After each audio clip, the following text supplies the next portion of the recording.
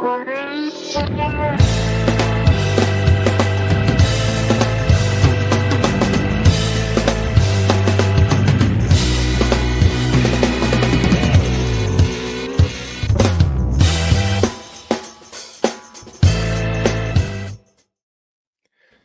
going on, everybody? Welcome to The Point. I'm Jim Rosati. I'm your host. And again, this is the game show that we've been hosting the last couple of years. It's our first one of the off season. It's our Around the Horn style show. So if you've ever watched Around the Horn, you kind of know what that's like. We've got 4 star-studded guests so far joining us tonight. So let me just kind of go and introduce everybody. So first off, we've got he's a longtime Pittsburgh baseball writer, almost 4 decades covering the Pirates. You can currently find his writing at Roundtable Sports, the Associated Press, Forbes, and Baseball Digest. John Perrotto joining us. John, welcome. Well, thanks for having me, Jim. I'm excited to be here. So we're excited to have you too. Also joining the lead Pittsburgh Pirates beat writer for DK Pittsburgh Sports Now, Jose Negron. Jose, welcome to the show. Thank you for having me. Glad to be here. Glad to be a part of it. Good stuff. And then in the bottom left corner, co-host of the new Bucco Territory podcast, and he's also a 2-time NS9 fanboy winner for best Twitter account.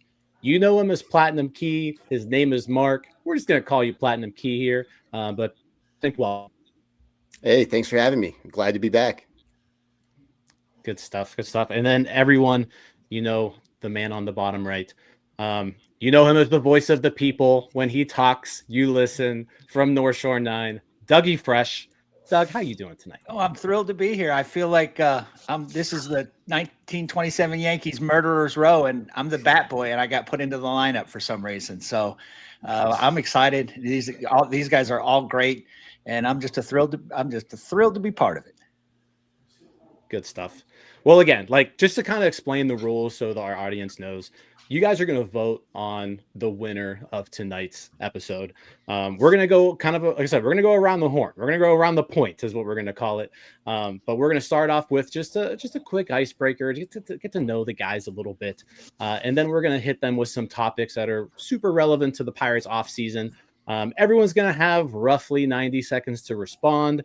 And then once everybody gets to go, they'll get a 60-second rebuttal before we move on to the next topic. Last year when we did this, we were voting people off. We're not going to do that this year. Everyone's going to stay on for the whole show. And then at the end of the show, you're all going to get one last 30-second spiel where you can kind of state your case as to why you should win. And then the audience is going to vote for the winner. So if you're here, stick around. Should be pretty fun. So let's get to it. All right. You guys ready? Let's do it. We're all ready? Oh. Okay, it's fall, right? We turned the clocks back. Got a chill, crisp in the air. Growing up outside Pittsburgh and Washington County, big fall activity for me was always the Hickory Apple Festival. Shout out Apple Festival. So I want to ask all of you guys, what is your favorite fall activity on just that perfect, cool fall day? It's 60 degrees. The sun's out. It's just a gorgeous day. So John, let's start with you. How about you? You know what I like to do, and I know this is very simple because I'm simple myself, a lot of people would say, but I like to sit on my patio, on my swing, and just enjoy the weather. It's not too hot. It's not too cold. It's just right. And if it's October, I'll listen to playoff games.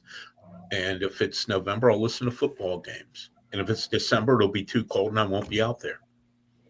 Love it. It's some porch sitting, right? Yeah, I know. That's really going to burn a lot of calories off, I know. But Jose, how about you? Probably just me and my wife every year would always go to Triple B Farms, which is kind of up by us here, more in the Monongahela area. But every year we'd go, pumpkin picking and just kind of have an enjoyable day. Get out there. Sometimes we'd bring the dog, with us, and just enjoy the fall air, because not much else really going on in October, I guess, around these parts, huh? Not if you're watching the Pirates, there normally isn't. That's for sure. Platinum Key, how about you? Yeah, gotta be cider mills. I live in Michigan, and they're absolutely massive here. A lot of them are from the 1800s. So, grabbing a cider mill donut and maybe even a frozen slushie if it's a little bit warmer. Yeah, it hits so hard in the drive there. Following along the back roads with all the leaves. You got to do it at least a couple times in the fall. Cider mills. I'm gonna have to try that. I'm gonna try that. Doug, finish it off. For me, it's always been cycling. I've been a bicyclist, much of my life. I used to do 50 miles a day, that sort of thing. And fall was the best time. Summer's too hot, winter's too cold, spring is too rainy. You go out on a cool, crisp fall day and you can just ride. And it's my version of church. So it's one of my favorite things to do to this day. All right. That's awesome. Good stuff. I didn't know you were a cyclist, Doug. Yeah, well, and it's not as frequent as it used to be, but I still try to get out as much as possible. That's awesome. All right, let's get to some baseball talk then. So let's start off here again. 90 seconds, kind of give your condensed answer as much as you can jam pack into that. But let's start off with the number one prospect in baseball, Connor Griffin. Just a monumental rise throughout the organization last year. Reached Double-A. Crushed the ball in Double-A. Looked really good. All these accolades are coming in. My question to you guys, how aggressive do you get with this kid? He's 19 years old. Again, consensus number one prospect. Is he in the mix for an opening day roster spot? Is he in the mix for at least fighting for a job in spring training? And if this were you, how are you handling Connor Griffin starting today into 2026? So, Jose, let's start with you. I'd be pretty aggressive with a player like Connor Griffin. I mean, he's young, 19 years old, obviously, but, this is a kid who has seemingly gotten better with every single level. Seems like he's adjusted to every level the right way. Maybe not opening day. I think you give him an opportunity to see what he can do throughout an entire major league spring training.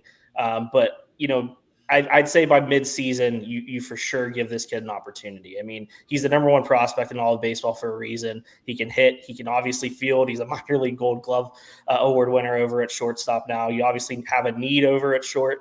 I'd expedite the process. I know that's probably a little frightening for some people because he's 19 years old. But this kid seems like he's the real deal. I'd try to make it as quick as possible, but also have that balance between letting him develop, but also give him this opportunity. What happens if he comes into spring training and bats like 400? That makes it a little more difficult. You got a good, difficult decision to make. And I think that's exactly what the Pirates need, more difficult decisions with good quality players. All right. Platinum Key, how about you? Connor Griffin's 2025 was one of the most optimistic things I've seen in a while. Just absolutely dominated at every facet of the game, from speed, power, defense, got better at each and every level. But he's only played 21 games at Double-A. So I'd be cautious walking into spring training, but I'd still think he deserves at least a shot. If he proves himself, don't discount it. I wouldn't expect it. But, I mean, with the gap at shortstop, why not? And I feel like you look at Jackson Churio, the way the Brewers handled him, I feel like that's a good guidepost. He was called up. He was like less than a month past his 20th birthday when he debuted on opening day. And the Brewers gave him an 8-year, $82 million contract extension. The Pirates' one shot to sign a guy like Connor Griffin with that kind of talent might be right now. Obviously, that negates all the PPI incentives if he signs a contract. But hey, if you get Connor Griffin 8 years, maybe like a 2-year club option at the end of it, I feel like that you got to take that risk, because how many times are you going to have an opportunity with a guy like Connor Griffin where you can give him that? So maybe that factors in. If he signs a contract, have him up opening day. Maybe not. Maybe get him some AAA time. But it's a good problem to have. All right. Doug, your turn. Very aggressive. Ben Charrington has often said that, we need to take bets on guys. We need to take chances on guys. If he has a good spring, I'm not too worried about him. If he struggles, you can always send him down. And he seems to have a really strong family, support unit. He's a confident kid, but he seems very grounded. I think you take the chance. Again, if he has a good spring, if he comes in and has hits 100 for spring, you send him down to AAA and let him sort it out. But if he hits 400 in spring, like you suggested, I'm putting him out there day one and see what happens. The Pirates need to be aggressive. The Pirates need to take chances, and they need to cross their fingers and be more excellent and hope for internal improvement. And Connor Griffin is all of that. All right. John, let's end with you. I would absolutely give him a chance to make the team out of spring training. When I look at young players like that, the first thing I kind of look at is mental makeup. I mean, he obviously has the physical ability right now. I don't profess to know the guy very well, but I have talked to him a couple times, and he struck me as very, very mature for a teenager. People I've talked to that have played with him or been around him and this past year in the minor leagues all rave how mature he is, how well he handles himself, how professional he is for such a young age. When you have a guy like that, I think it's a can't-lose situation. If he does have a big spring and makes the team, I don't think he'll be overwhelmed to be in the big leagues at his age. And I think on the other side, if he does come up and say he hits 165 in April and you've got to send him to Indianapolis, I don't think it'll crush him. I think that he knows that he's a good player and he's mature enough to know that they're doing it for his best interests. All right. Jose, back to you. So Roman Anthony, kind of in a similar situation with the Red Sox last year, kind of like Platinum Key said, Red Sox extended, Roman Anthony, albeit it was after he debuted. When it comes to the Pirates, are you looking at maybe approaching Connor Griffin with an extension right now, or are you waiting until he debuts and kind of see what happens before doing that? The Red Sox kind of laid the groundwork, I feel like, 8-year, $130 million deal for a guy similar age, similar prospect hype. Kind of give me your thoughts on that. I would have approached this like yesterday. Okay. I think that's absolutely what you need to do. With a player of his caliber. I mean, Mark mentioned, the Jackson Chourio deal. I believe that's a record for a player who hadn't debuted in the big leagues yet. So I think Connor Griffin's that type of player. I mean, and the Pirates need to approach things that way. I think the Red Sox also did it with Christian Campbell, if I'm not mistaken, too, which I think it might have been shortly into his big league debut. But, even you mentioned the fact that you can send him down if he struggles in April. That's what they did with Campbell, I believe, too. Like, he struggled a bit coming out of the gate, went down to the minors, and they took a chance. They took a chance on their young players. That's what the Brewers did with Chourio, and he's become a pretty good asset for them. So I think the Pirates need to do that to get a guy that you can rely on and build on from the position player side. We see that with Paul Skeens on the pitching side, but they need a franchise player on the position player side, and I think Connor Griffin can be that guy. Mark, you mentioned, the Chourio deal. That was 8 years, $82 million. Mm-hmm. Yeah, I guess are you more inclined to try to do that before he debuts, or like wait, kind of like? Yeah, I mean, I would absolutely say before he debuts, because once he debuts, I mean, we've seen this kid every single level just get better, crush it. I don't anticipate him struggling like a Christian Campbell out of the gate and needing to go back to AAA. And especially with John's point, I mean, the mental side of the game for him, he's a culture changer. It feels like he's locked in. He supports his teammates. He's respectful. He's just a great person from everything I've heard. Got a great head on his shoulders, let alone the fact that's a 6'4", 200+ pound body. So yeah, I think you got to do it before the season because he's going to take off. He's going to become even bigger than he already is. And every day that you wait, it's just going to become even less likely. Doug, we're talking big money here for Bob Nutting. Is this something Bob Nutting is willing to take a risk on? $100 million to a 19-year-old kid? I doubt it. He woke up on Groundhog Day and saw his shadow, and that meant 10 years of no more spending. So, but he should, right? Yeah, he should have done. They should have done this when Paul Skeens was in AAA. You might have been able to do something then, but now that he is proven to be the greatest pitcher on earth, there's no chance, right? And Griffin reminds me of Paul Skeens as far as makeup and approach and that sort of thing. I'm not going to say he's as good a hitter as Paul Skeens is a pitcher because that makes him Willie Mays. But he's team first. He's about winning. He's a strong character. Again, as said earlier, he's a culture changer. And man, do the Pirates need, they need more guys with the kind of approach that Paul Skeens and Connor Griffin have, and guys like that, than most of the guys that are on the roster right now. So if Bob Nutting should, I doubt he will. John, back to you. Kind of similar situation. You've been covering Bob Nutting the longest here. Is this something that you see him considering? Until he shows it, no, I don't think he'll do it. But should he do it? Absolutely. And normally I would say I'm not going to take a chance on a 19-year-old and give him a 7, 8, 9-year contract. But I tell you why in this reason. At some point, you have to make a statement if you're Bob Nutting and the Pirates, and once and for all say, hey, look, we're going to take a gamble. We believe this kid's going to be really good, and if he's not, well, that's on us. But I can't imagine, short of a catastrophic injury, that he wouldn't be worth whatever they would pay him, like in an 8-year contract.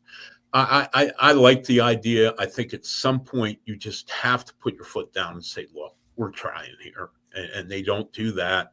And I think a contract like this, they would. Now, going back to when Gregory Polanco was coming up in the minors, they did offer him a long-term deal, but they lowballed him so bad that he ended up filing a grievance with the Players Association. So hopefully if they do go after Griffin, it's not like 8 years and $37 million or something. They make it a fair contract offer. Yeah, we don't need any more grievances. That's for sure. All right. Well, hey, moving on. Good start there with the Griffin talk. It's gonna be interesting to see what they do with him, not only this offseason, but during the spring and into next year. But let's shift to probably like the main. I feel like the main character of this offseason for the Pirates is going to be Mitch Keller. He's a good major league starting pitcher. He's owed $16.9 million, $16 million this year, 18 plus the year after, 20 plus the year after that. And let's face it, the Pirates desperately need bats. So I'm going to start with Doug because we all know Doug's relationship with Mitch Keller here. So Doug, I want to ask you, should the Pirates trade Mitch Keller? And if so, what would a Mitch Keller trade, like what would an ideal Mitch Keller trade look like for you?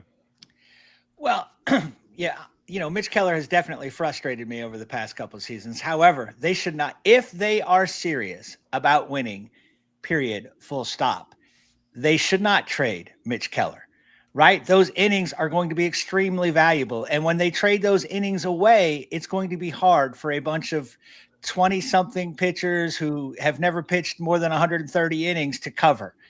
They're going to miss those innings if they trade him.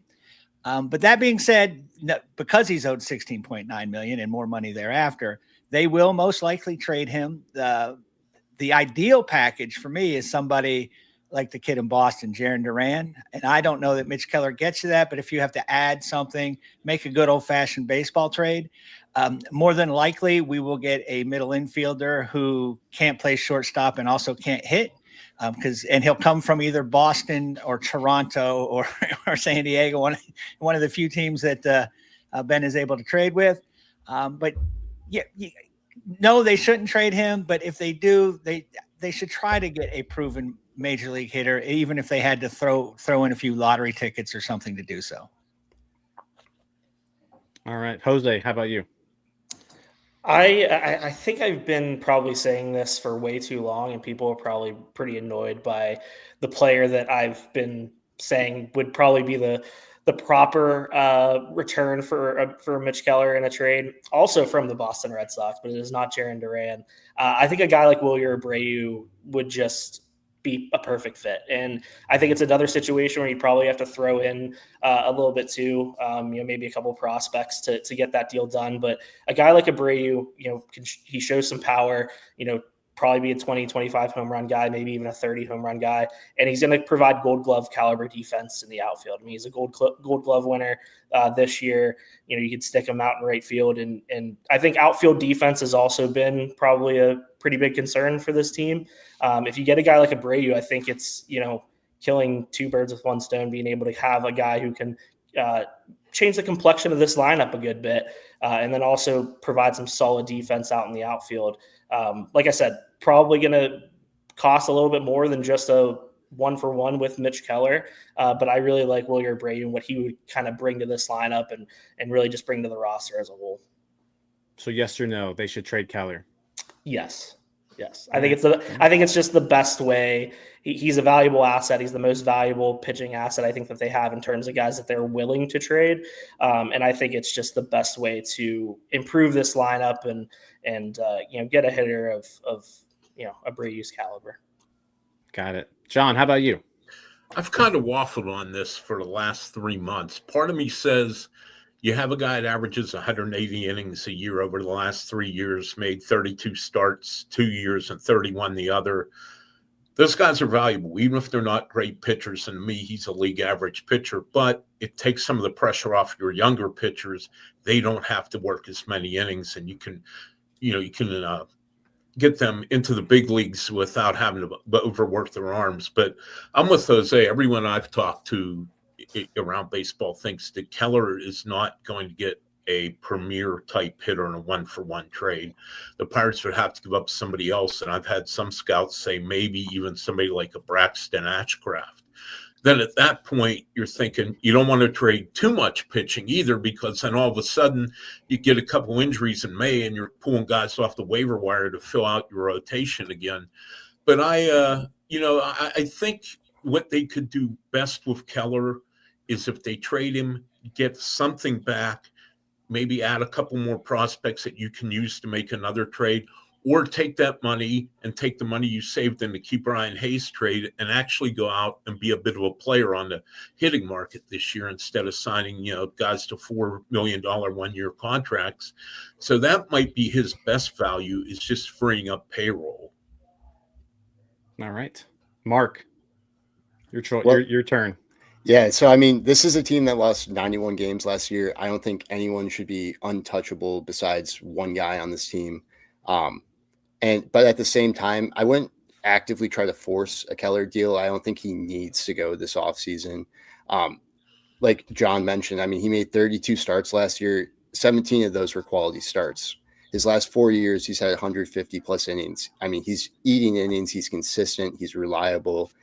And you can never have too much starting pitching. Yeah, the Pirates do have the best young core of starting pitchers coming up, but that doesn't mean everyone's going to succeed as well as we think. I mean, I think back to Roansy Contreras. If his development didn't go as we thought, and if we're relying on guys like that, we might just be out of luck completely at a certain point. But if it does happen, I think either the Boston outfielders, you got to jump on that if that opportunity presents itself. I'd also throw out, I think the Orioles are a good fit. I know they say they don't want to trade Adley Rutschman, but maybe you can work a trade there. Maybe Kobe Mayo, a nice power third baseman. He hasn't done well in the majors, but there's potential team control. And maybe the Athletics, like a guy like Tyler Soderstrom, who's kind of gotten pushed out with Nick Kurtz. So who knows? But I think there's a lot of interest in Keller, but I wouldn't jump just to do it.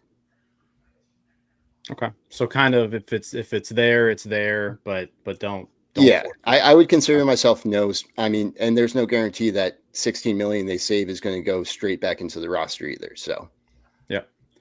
Doug, you kind of lean towards the no as well. Payroll right now, as the roster stands, is sitting at $64 million. I can't imagine payroll going up. Most people are reporting it's going to either stay the same or go down.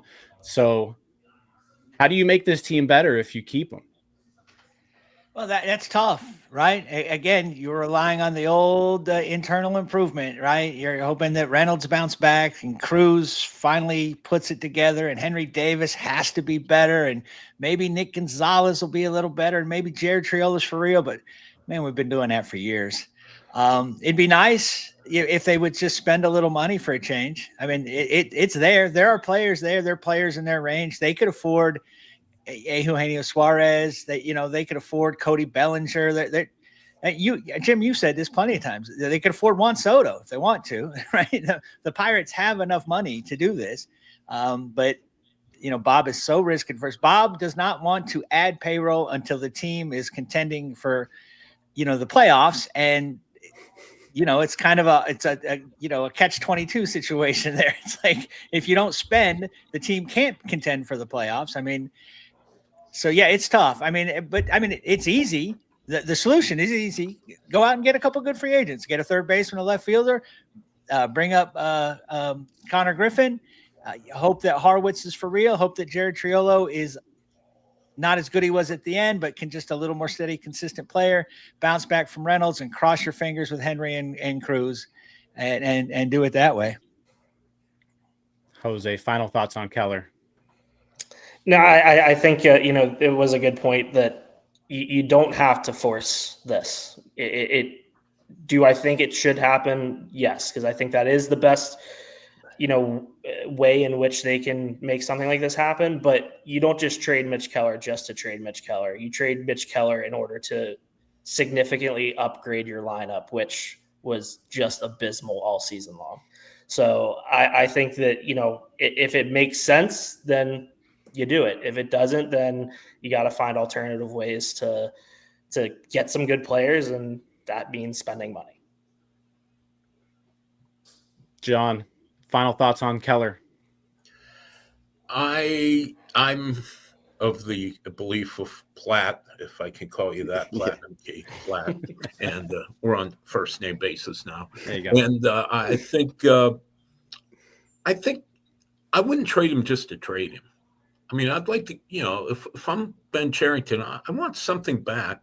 As like I said, he does have the value isn't so much that he's a great pitcher and he's going to lead you to the pennant, or he's going to be that guy who wins 4 games in the postseason, but he is a reliable guy. He knock on wood, he'll probably get hurt after I say this, but he's healthy. He logs innings, and he takes his starts every 5 days. He's there ready to go, and he takes the ball. And in today's baseball world, there's something to be said for that for a starting pitcher. There are not a whole lot of guys, and I haven't done the research, but he's averaged 182 2/3 innings over the last 3 years. And I'd be really curious. I need to get on Baseball Reference and StatHead and figure this out. But I wouldn't think there were too many other pitchers in the major leagues who have done that over the last 3 years. I can look that up while Mark gives his final thoughts. Yeah, I mean, a lot of teams in Major League Baseball would be overjoyed to have a pitcher like Mitch Keller on their roster. And I think also you have to think about the veteran leadership that he brings as well. We bring up all these young pitchers and wanting them to develop well. Mitch Keller's been through that.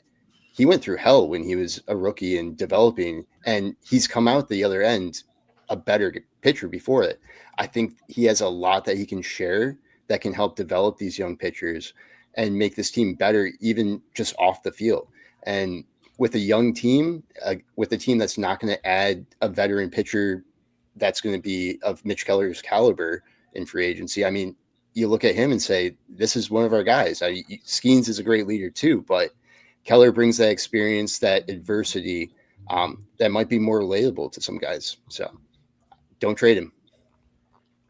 All right. Just to answer that question, there are 5 pitchers who, in all of baseball, who have pitched more innings than Mitch Keller in the last 3 years. And the names: Zach Gallen, Luis Castillo, Kevin Gossman, Framber Valdez, and Logan Webb. Those are the only 5 in all of baseball. Good company. Yep. That is where he is of most value. I agree. All right. So let's do this. So final round here.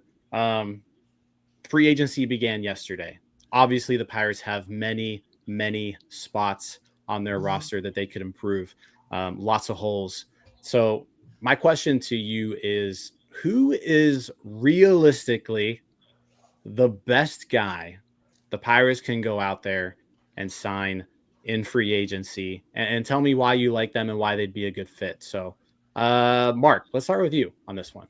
Yeah, I'm what Doug already mentioned earlier. I think Eugenio Suarez is someone who is realistic, makes a ton of sense, fills a lot of holes in this. And I do think it's realistic. I saw like an MLB.com article, and they listed the Pirates as the last team also receiving votes as a potential like suitor for him. So I'm going to rely on that. Say we're right in the thick of things with him. I'm sure Ben's been calling him all day and everything today, and it's just around the corner. But I mean, if you can add a guy with that much power, it kind of hurts me to say that it's a complete like 360 or 180, I guess, at third base. He's no Key Brian Hayes. Yeah, because Eugenio's glove is problematic, but he can only be average defensively. Yeah, I mean, he doesn't even need to be average defensively if he's hitting 49 home runs, and 42 of those would have been home runs in PNC Park this year. So you're not going to have a lot of guys that can hit 40 home runs at PNC.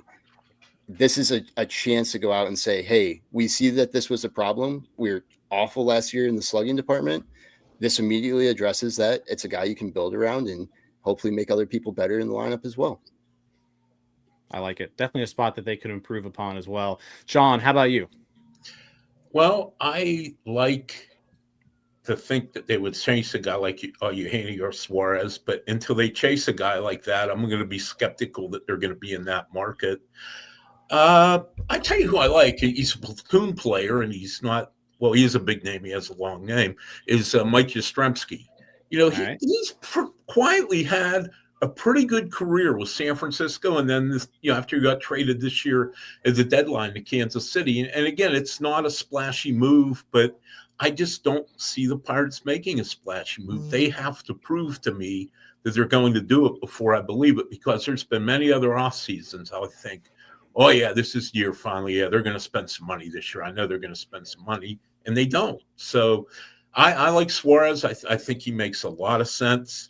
But in light of how they spend their money, I think Mike Yastrzemski's probably a little easier, though I have to keep learning how to spell his name if he comes here next year.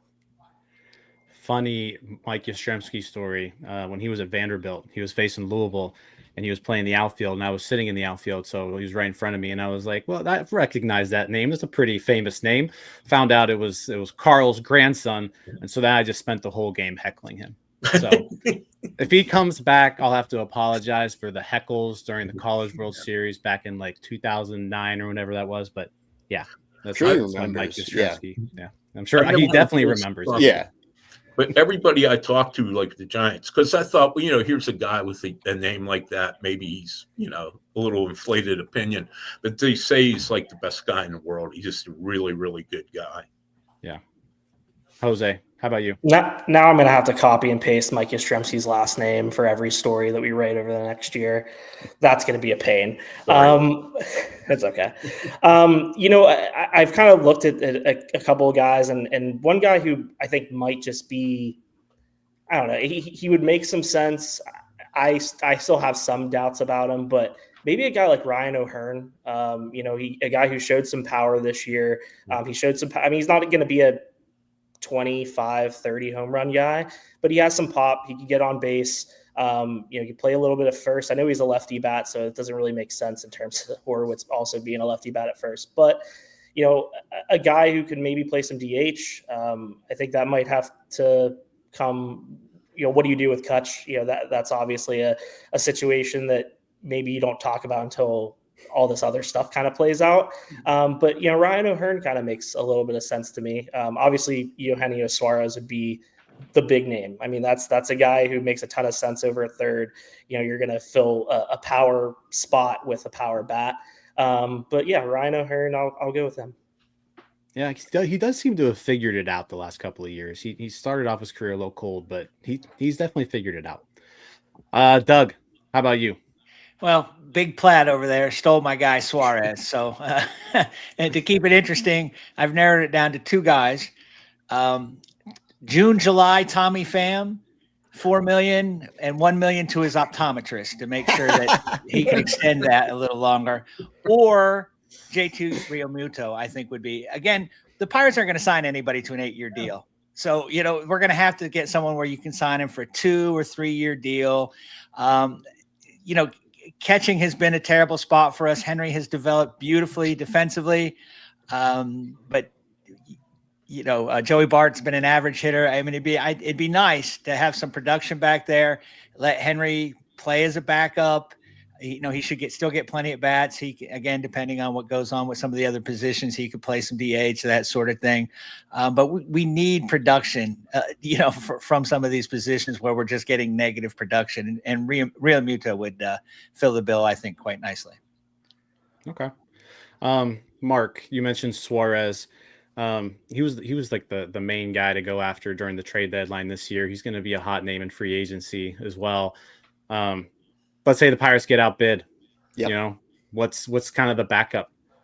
So I was thinking for third base, I'd maybe consider Kike Hernandez, a veteran presence, guy who's won, he's won the past 2 World Series. So has that mindset that might, be able to be a little bit contagious in the locker room. Still has a decent bat, lots of versatility in positions that the Pirates have holes in. And he had a 1-year, $6.5 million deal this year with the Dodgers. So at going into his age 34, 35 season, probably a little less than that. I think he slots in really nicely with the Pirates and can make an impact. Okay.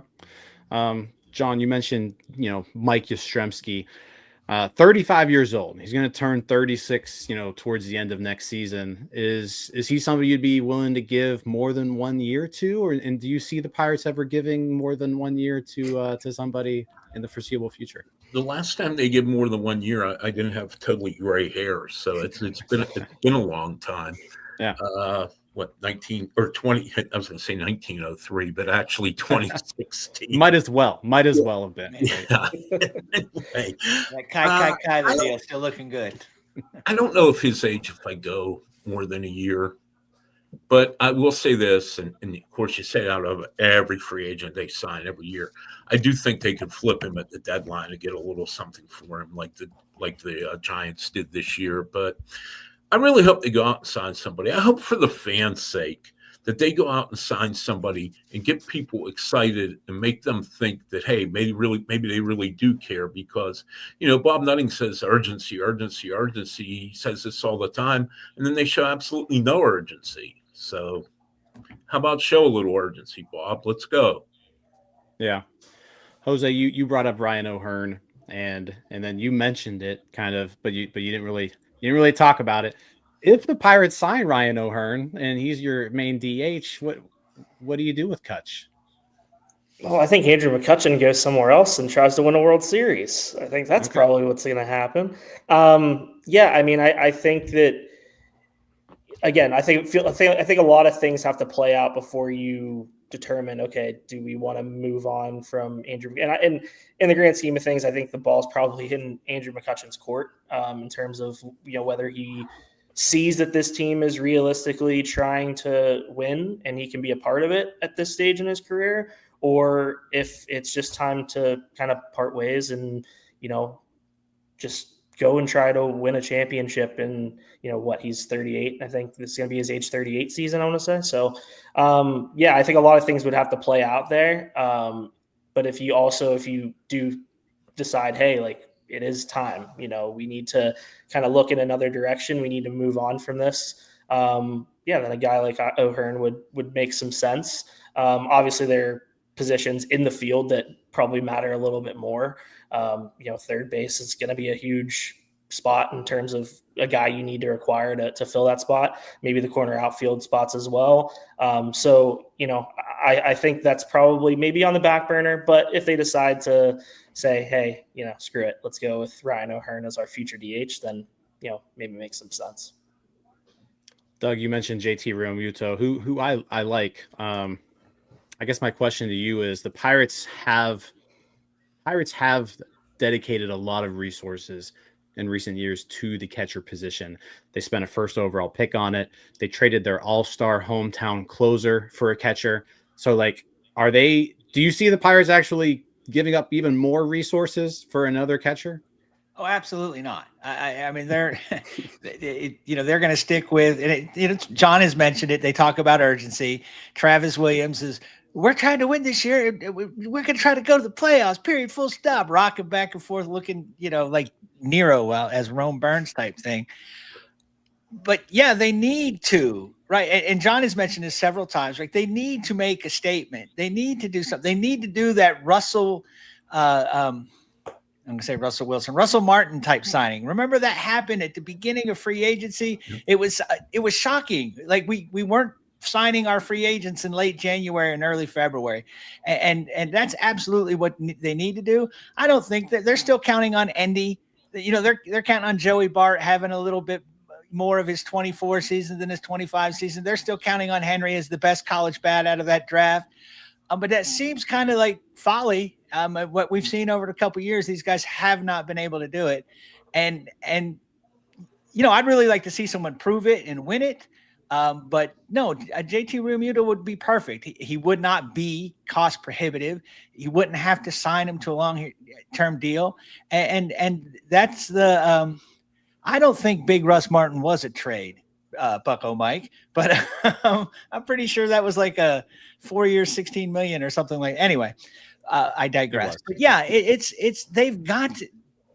Do they want to sell any tickets? Do they want any of us coming to the games? Are you still going to? You can't sign Anthony Alford and then have a season ticket, push. I mean, they've got to start doing something. They've got to start acting like a Major League Baseball team that really, truly wants to win. And if this is what they're going to roll out at catcher, it's hard to believe that. If Jared Triolo is your starting third baseman on opening day, it's harder and harder to believe that they're serious about that. If Tommy Pham is roaming the outfield, these guys have all had moments. They've all done some good things here and there. But, I wouldn't worry about learning Yastrzemski and just remember how to spell Sawinski. I think might be, the best bet, because this team does not do it. They just don't. They haven't. We've been waiting for years. Bob Nutting said, I'll spend when it's time to spend. I think he said that in 2007, and I'm still kind of waiting for that to happen. So, who's to blame? Me for believing in it, So. Right. All right. Well, that's it. That's the show. So real quick, keep it to 30 seconds. Let's say closing statement. Why? What do the Pirates need to do, and why should you win tonight? John, let's start with you. I should win because I'm a kindly elderly gentleman, and people should feel sorry for me. No, seriously, I hope they do something. And I know I'm repeating myself here, but at some point you have to try to win. You can't, and I feel they're lucky they have any fans left the way they've ran this organization. So that's what I really want to see. Make that splash move. And I know it's not going to be Kyle Tucker or someone like that. Nobody expects that. But for crying out loud, go out and get somebody beyond Tommy Pham. Get somebody that's a big hitter in the middle of the lineup. Jose, closing remarks. Well, I should win because it would give me bragging rights over the guy to my left, and I'd appreciate that. But I think they just need to – you have one of the best pitching staffs in baseball. You have the best pitcher in baseball. He's not going to be here forever. You got to take advantage of this window where you have good young pitching. You have the best pitcher, a guy who's – I think going to win the NL Cy Young here in this next week. You got to complement that with a competent lineup. And it's been said all year. This offense didn't even need to be average. They had to be like less than average just to complement this pitching staff suitably and to win ball games. Look at how many games they lost by one run. Look how many games they lost that were, 1-0, 2-1 games because they couldn't score. You need to address this the right way, and you need to prove to the fan base and to this city that you're actually going to do the right thing. All right, Mark, closing statement. Yeah, I mean, I think I should win because we're going to get Connor Griffin locked up to a long-term contract. We got Mitch Keller sticking around for the playoff push, and Eugenio Suarez is going to be hitting dingers out of PNC. Sign up for that. Come on, give me the vote. Let's go. Yeah, let's show Bob that we want that. Something to believe in. Just one little ounce of optimism, something that goes, hey, they're trying. I believe they're with them when they say they're trying. That's what I really want to see this offseason is make me believe that you're going out there and trying. You say you are. You say you want to put a winner on the field. Do it. Let's see it. You have, like Jose said, the clock is ticking. Skeens isn't going to be here forever. Let's do it. Doug, closing thoughts. Well, I don't think I should win. So I have been so infected by being a Pirate fan that I'm just, I can't, the breaks don't go my way. But yeah, I think all we have to look at is that Paul Skeens had a rookie season for the ages, and the Pirates did absolutely nothing to add to the team. And so now he's going to win Cy Young, very possibly unanimously, and they're going to do absolutely nothing. And they're going to take chances. They're going to take 4A players and former top 5 overall picks and that sort of thing, a bunch of more middle infielders. They'll probably swing a trade with the Mets for G1 Bay. It's just going to be it's the same old nonsense, and it's getting harder and harder to even be optimistic and believe. Because this is the year, right? You've got the greatest pitcher in baseball. Go get a left fielder and third baseman, and I like your chances. It's obvious to everybody in MLB except apparently the Three Stooges, and that's actually insulting to the Three Stooges, right? The Three Stooges would have figured out to add to payroll that, you need more than a good pretzel at the game, and that you need some, you can't just take bets. So the unholy trinity of Nutting, Williams, and Charrington, I've got zero faith that they're going to do anything to add to this team. So, all right, there it is. Well, that's all we got. So what I need you guys to do who are watching, if you're on your phone, if you're on your laptop, it's easy. There's a poll up right now in the chat that's asking you to vote for one of these 4 guys. Is it going to be John, Jose, Mark, Doug? Vote for one of them. Whoever's ideas, whoever's answers you like the best tonight. There's no criteria here. It's a completely subjective contest. Who did you like the best? Vote for them. They will have winning bragging rights for at least 2 weeks until we do another one of these, and we'll have four more people on here. But yeah, they'll be able to hold that over everyone else's head for a while. So I'm going to give you a few more seconds to vote on that. If you're watching on a TV, hop on your phone real quick so you can vote on your phone, because you can't obviously vote on a TV. With that being said, while you're voting, also like the video if you haven't already. Subscribe to the page. Do all the stuff. Click all the buttons. Hit the little bell that says get notified when we go live. It's the off season, but we're still talking Pirates. We'll be doing shows all off season long. So, all right, I'm gonna close the polls. And the winner is, with 50% of the vote, John Perrotto. Yeah. John, congratulations. How about that? With Let's the go. win. You have to play up the elderly part, and then people feel sorry for you. Yes. the legend lives up to the billing. The Wow. Go ahead, meet your clutch I hero. am shocked. You got a I am victory truly speech? shocked. Victory speech, John? I think it's the first award I've won since like 1989 or something. So I'm really excited about it. My victory speech would be, I really had a good time being here, and I'm glad that at least 50% of you out there watching were entertained by me, and hopefully the rest of you were at least mildly entertained by me. Good stuff. Well, I want to thank all of you guys for hopping on. This was a lot of fun. I hope you all had fun. And yeah, as I said, it's a Friday night, so thanks for spending part of your weekend with us. As I said, we'll be doing this show every other Friday throughout the off season. We'll have multiple guests every show, so stay tuned. But yeah, outside that, I'm Jim. This is the North Shore 9 podcast. You just watched The Point. Again, like, subscribe, all that stuff. leave a review if you're listening to the podcast. I want to thank John, Jose, Mark, and Doug for all hopping on. But yeah, that's all I got. We'll see you in 2 weeks. Thanks, everybody. Thanks, Jim. All right, that wraps up this episode of North Shore 9. Thanks so much for tuning in. Whether you're listening on the podcast or catching us on YouTube, if you enjoyed the show, please give this video a thumbs up and don't forget to hit that subscribe button if you haven't already. It really helps us grow. And if you're listening on the podcast, a quick review goes a long way in helping others find the show. Plus, be sure to tell a friend about us. There's always room for more here in the NS9 community.